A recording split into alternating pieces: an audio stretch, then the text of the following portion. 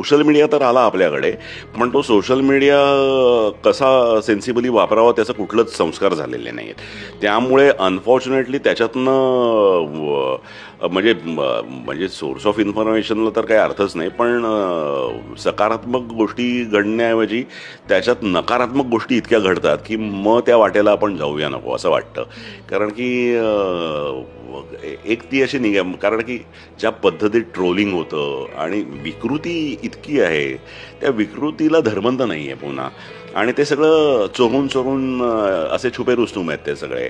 तर त्या माहीत नसलेल्या माणसाला ती विकृती त्या माध्यमावर मांडायची आहे आणि मग त्याचा त्रास आपण कशाला करून घ्यायचा.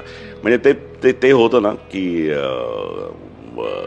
काहीही कारण नसताना एक ती निगेटिव्हिटी तुमच्या डोक्यात जाते आणि तुम्ही डिस्टर्ब होता.